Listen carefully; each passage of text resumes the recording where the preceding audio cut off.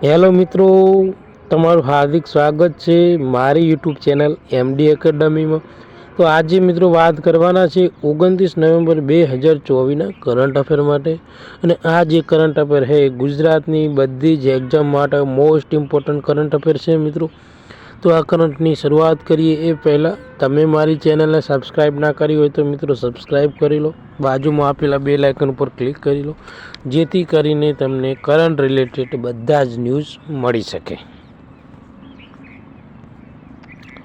મિત્રો, કઈ કંપનીએ ઇસરોનું જે PSLV-C60 પર અવકાશમાં ભારતની પ્રથમ AI લેબ MOITD લોન્ચ કરી છે?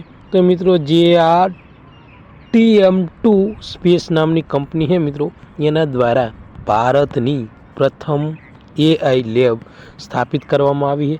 અને મિત્રો આ કંપની હૈદરાબાદમાં આવેલી છે। ઓકે મિત્રો, તો યાદ રાખજો ક્યાં આવેલી છે? હૈદરાબાદમાં। અટલ ઇનોવેશન મિશનને ચાલુ રાખવા માટે કેન્દ્રીય કેબિનેટે કયા વર્ષ સુધી મંજૂરી આપી છે મિત્રો? તો 2028 સુધી। જે અટલ ઇનોવેશન છે મિત્રો એ હવે 2028 સુધી ચાલુ રહે, એનો કાર્યકાળ લંબાવવામાં આવ્યો છે। કઈ કંપનીએ લેહમાં ભારતનું પ્રથમ મિત્રો ગ્રીન હાઇડ્રોજન ફ્યુલિંગ સ્ટેશન સ્થાપ્યું છે? તો મિત્રો જે અમરા રાજા છે મિત્રો, એના દ્વારા ભારતનું મિત્રો પ્રથમ ગ્રીન હાઇડ્રોજન ફ્યુલિંગ સ્ટેશન। ઓકે મિત્રો, તો યાદ રાખજો, મોસ્ટ ઇમ્પોર્ટન્ટ માહિતી છે। ઇસરોના આગામી મિશન શુક્રયાનનું ધ્યાન કયો ગ્રહ છે જે 2028માં લોન્ચ થવાનું હોય? તો મિત્રો શુક્ર। ઓકે મિત્રો, શુક્ર માટેનું મિત્રો મિશન 2028 સુધીમાં મિત્રો ભારતીય જે અવકાશ સંશોધન સંસ્થા ઇસરો દ્વારા મિત્રો લોન્ચ કરવાનું છે। સંરક્ષણ પ્રધાન રાજનાથ સિંહ ભારતીય નૌકામાં કયા તલવાર ક્લાસ ગાઇડેડ મિસાઇલ ફ્રિગેટ સામેલ કરશે? તો INS તુશીલ। ઓકે મિત્રો, જે મિત્રો તલવાર ક્લાસની ગાઇડેડ મિસાઇલ છે મિત્રો જે સામેલ કરવાના है મિત્રો। મોસ્ટ ઇમ્પોર્ટન્ટ ક્વેશ્ચન है यार, આગામી એક્ઝામમાં પૂછાઈ શકે છે। કયો દેશ 13મી UN global geospatial information management Asian Pacific કોન્ફરન્સનું આયોજન કરશે? તો ભારત। નજીકમાં લડાયેલી ચૂંટણીમાં ઉરુગ્વેના આગામી પ્રમુખ તરીકે કોણ ચૂંટાયા? તો યમંડુ ઓરસી મિત્રો ચૂંટાયા છે।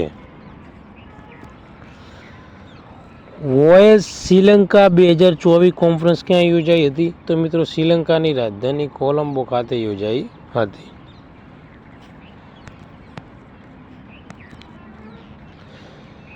ISC FICCI sanitation award 2024 Gujarat સરકારે કયા પ્રોજેક્ટને મળ્યો છે મિત્રો?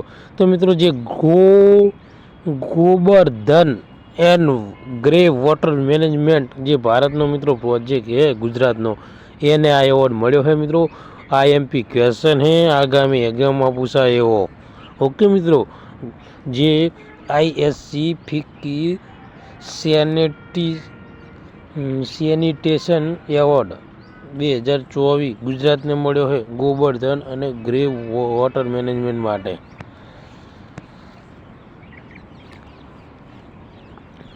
નરસારપુર લેસક્રાફ્ટ જે તાજેતરમાં જિયોગ્રાફિકલ ઇન્ડેક્સ ટેગ મળ્યું છે તે કયા રાજ્યનું છે? તો આંધ્રપ્રદેશ।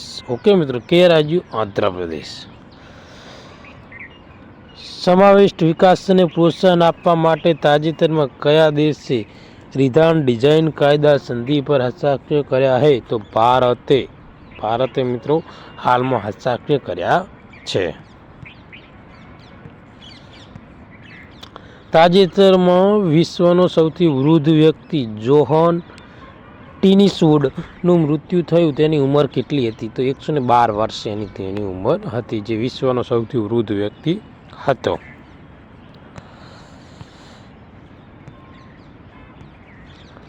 તાજેતરમાં RAK એનર્જી સમિટ ક્યાં યોજાઈ હતી? તો UAEમાં. ક્યાં? UAE Dubai. ઓકે મિત્રો, ખાતે યોજાઈ હતી. તાજેતરમાં નેશનલ ઇન્સ્ટિટ્યૂટ ઓફ હેલ્થના ડાયરેક્ટર તરીકે કોની નિમણૂક કરવામાં આવી છે? તો ડૉક્ટર જય ભટ્ટાચાર્યની. કોની? ડૉક્ટર જય ભટ્ટાચાર્ય. તાજેતરમાં કોણે નવી કુટીર અને ગ્રામીણ ઉદ્યોગ નીતિનું અનાવરણ કર્યું છે? તો ગુજરાત દ્વારા. મિત્રો, ગુજરાત દ્વારા જે કુટીર અને ગ્રામીણ ઉદ્યોગની નવી નીતિ બહાર પાડવામાં આવી છે. તાજેતરમાં કયા દેશના ગોલકીપર એલિસા ડેહરે નિવૃત્તિ જાહેર કરી છે? તો અમેરિકાના જે ગોલકીપર છે મિત્રો, તેના દ્વારા તાજેતરમાં મિત્રો નિવૃત્તિ જાહેર કરવામાં આવી છે. તાજેતરમાં ઇન્ટરનેશનલ ટુરિઝમ માર્ટની 12મી આવૃત્તિનું આયોજન ક્યાં કરવામાં આવ્યું હતું? આસામમાં. શેની? જે ઇન્ટરનેશનલ ટુરિઝમ માર્ટની 12મી આવૃત્તિ. કઈ મિત્રો? 12મી આવૃત્તિનું મિત્રો આયોજન કરવામાં આવ્યું હતું. તાજેતરમાં કોના દ્વારા લખાયેલ પુસ્તક માય પ્રિય જીવનનું વિમોચન કરવામાં આવ્યું છે? તો જે મિત્રો અમિતાભ કુમારનું આ પુસ્તક છે. કોનું? અમિતાભ કુમાર. એના પુસ્તક છે માય પ્રિય જીવન, જેનું મિત્રો વિમોચન કરવામાં આવેલું છે મિત્રો. તો મિત્રો અહીંયા આપણા કરંટ અફેરનો લેક્ચર પૂરો કરીએ છીએ. તો મિત્રો આ વિડીયો તમને ગમ્યો હોય લાઈક કરો, સબસ્ક્રાઈબ કરો અને બીજા મિત્રોને શેર કરો. Thank you. ધન્યવાદ મિત્રો.